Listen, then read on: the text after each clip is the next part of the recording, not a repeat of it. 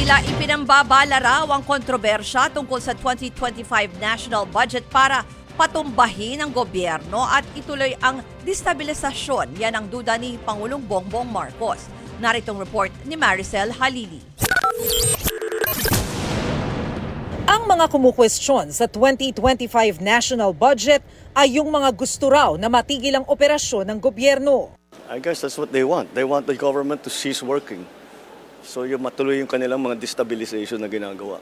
Galing mismo yan kay Pangulong Bongbong Marcos. Parte raw ng planong destabilisasyon ng gobyerno ang paghahain ng petisyon sa Korte Suprema para ideklarang unconstitutional ang 2025 national budget. Ayon kay PBBM, wala silang contingency plan sakaling katigan ng Korte Suprema ang petisyon ng dati niyang Executive Secretary na si Attorney Vic Rodriguez at ni Davao City 3rd District Representative Isidro Ungab. Pero kumpiyansa ang Pangulo na wala silang nilabag na batas.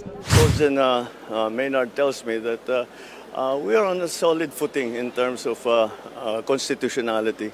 I don't know why they bothered to file that because napakahirap ng kanilang assertion. It clearly doesn't... well, anyway, it's not for me to make the argument. Dagdag pa ng Pangulo, wala ngang blankong item sa 2025 national budget. Because I reviewed it, analyzed it, and yes, in parts, vetoed it. And so for those of you, and up to now, I cannot find those damned blank items.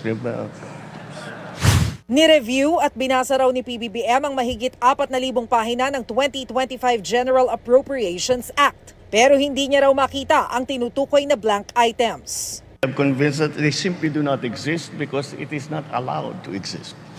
Sinabi yan ng Pangulo sa harap mismo ng Justices ng Supreme Court.